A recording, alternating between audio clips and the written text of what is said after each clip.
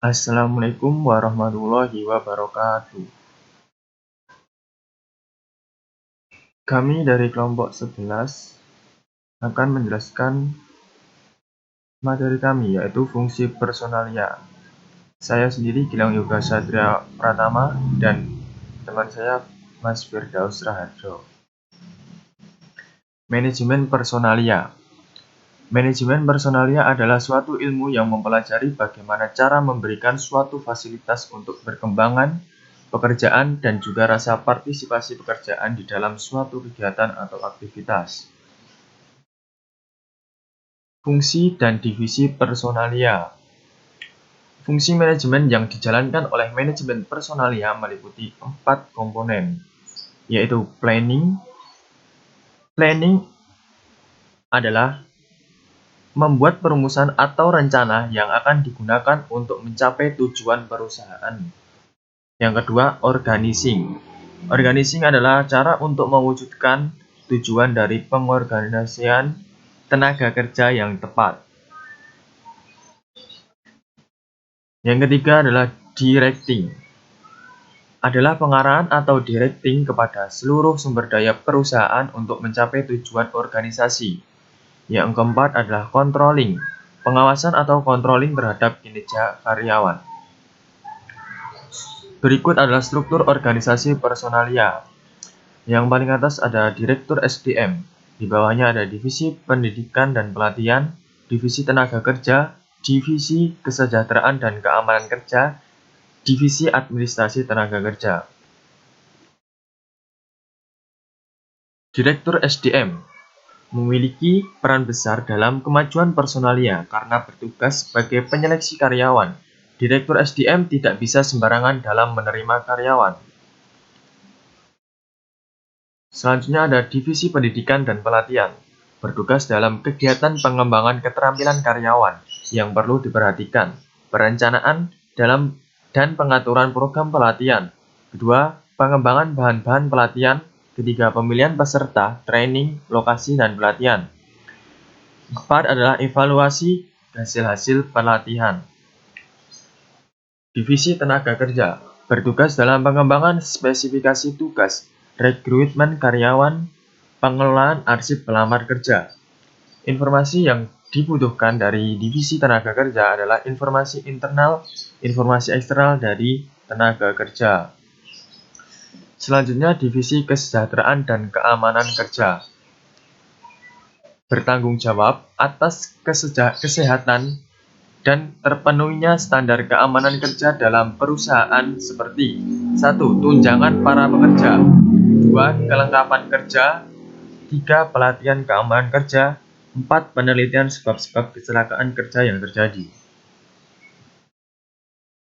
Selanjutnya, Divisi Administrasi Tenaga Kerja. Proses pengoperasian kantor sehari-hari menjadi tanggung jawab Divisi Administrasi.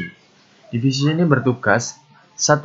Menyiapkan kebijakan program pelatihan dan pengembangan. 2. Merencanakan, mengkoordinasi, dan mengevaluasi anggaran biaya. 3. Membuat laporan secara berkala sebagai bahan masukan. Kegiatan dalam personalia. Di sini ada 1, 2, 3, 4, 5, 6, 7 kegiatan. Yang pertama adalah perencanaan SDM. 2. Analisis pekerjaan. Ketiga, rekrutmen. Keempat, seleksi. Kelima, training. Keenam, kompensasi. Dan ketujuh, pemeliharaan. Yang pertama adalah perencanaan SDM, yaitu merencanakan kebutuhan tenaga kerja bagi suatu organisasi sesuai dengan struktur yang ada, sehingga tidak sampai terjadi kekosongan. Kedua adalah analisis pekerjaan, suatu kegiatan untuk memberikan analisa pada setiap jabatan untuk menentukan syarat yang diperlukan untuk karyawan. Yang ketiga adalah rekrutmen, yaitu proses pencarian atau pengangkatan para pekerja. Keempat, seleksi. Setelah dilakukan rekrutmen, suatu proses untuk menentukan orang yang diramalkan akan berhasil pemangku jabatan itu nanti. Maka digunakanlah seleksi. Kelima adalah training. Pendidikan jangka pendek bagi para karyawan adalah untuk memperoleh keterampilan teknis. Keenam adalah kompensasi, merupakan balas jasa yang diberikan oleh perusahaan kepada karyawannya. yang dapat dinilai dengan uang dan mempunyai kecenderungan diberikan secara tetap. Wujud kompensasi bisa seperti pemberian upah, pemberian tunjangan, dan fasilitas umum. Selanjutnya adalah pemeliharaan, merupakan kegiatan terakhir dari personalia, yaitu tindakan memelihara dan mempertahankan karyawan agar bekerja dengan sama baik. Fungsi personalia membutuhkan juga informasi.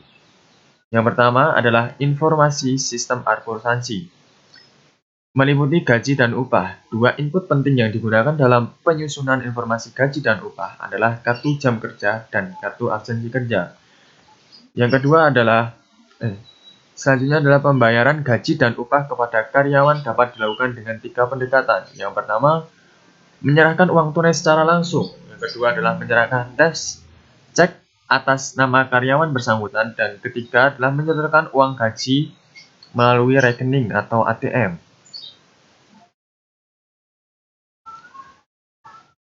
Informasi yang dibutuhkan personalia selanjutnya adalah file data personalia, meliputi 1. Karakteristik fisik karyawan, 2. Informasi gaji dasar, 3. Evaluasi kuantitatif dan kualitatif pengalamannya di masa lalu, 4. Keterangan kesehatan dan riwayat medis karyawan, 5. Hasil berbagai tes mengenai kemampuan dan sikap, dan lain-lain.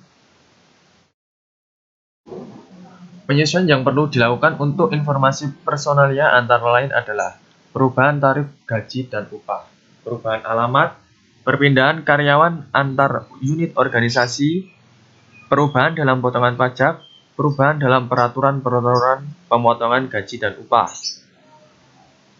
Tujuan informasi tersebut nantinya akan digunakan untuk penempatan pada posisi tertentu, kenaikan pangkat dan jabatan, sekaligus gaji mungkin. Yang ketiga adalah penetapan program pelatihan yang diperlukan. Sumber informasi personalia tersebut dapat digali melalui sumber internal dan sumber eksternal. Sumber internal dapat diperoleh melalui kepala departemen yang akan menjelaskan tentang kebutuhan tenaga kerja berdasarkan jumlah dan kualifikasi. Sementara sumber eksternal bisa berasal dari kantor tenaga kerja, serikat kerja, pimpinan universitas, sekolah-sekolah pelatihan, serta berbagai kantor pemerintahan. Demikian presentasi dari kelompok kami tentang fungsi personalia. Kurang lebihnya kami mohon maaf. Wassalamualaikum warahmatullahi wabarakatuh.